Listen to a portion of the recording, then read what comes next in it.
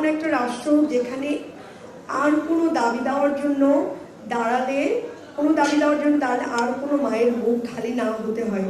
তো সেই জায়গা থেকে আপনাদের প্রতি আমার আহ্বান থাকবে যে আপনারা আমাদের যে এই যে চাওয়াটা, সংবিধান সংস্কার, পুলিশ সংস্কার, আমরা এই যে গুম কমিশন গঠন করতে চাচ্ছিল সরকার, সেই যে বর্তমান সরকার যেগুলো বাদ দিয়েছে, এগুলো তো আসলে আমাদের কোনো ব্যক্তিগত চাওয়া না। এগুলো তো আপনাদের সন্তানরা মারা যাওয়ার আগে, আপনাদের সন্তানরা যারা অন্ধ হয়েছে তারাই দেয়ালে দেয়ালে লিখে গেছে, আপনাদের সন্তানরা যারা হাত হারিয়েছে তারাই তাদের ওই হাত দিয়েই লিখে গেছে যে দেশ সংস্কার করতে হবে।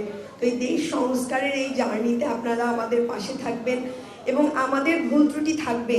এনসিপি খুব অল্প সময়ের দল, খুব ছোট বলবো, অবশ্যই আমার যে বয়সে ওরাও অনেক ছোট, আমাদের আহ্বান সম্মানিত আহ্বায়ক যারা আছেন এরাও ছোট, আমাদের ভুল ত্রুটি থাকবে, কিন্তু আপনারা আমাদেরকে আগলে রাখবেন, পথ দেখাবেন এবং এই যে আপনাদের সন্তানের চাওয়া নিয়েই আমরা মাঠে লড়ছি, আমরা মাঠে ঘাটে পথ চলছি। এই চাওয়াটা আমাদের যেমন আপনাদেরও তেমন, এই চাওয়াটা নিয়েই আমরা একসাথে চলতে চাই।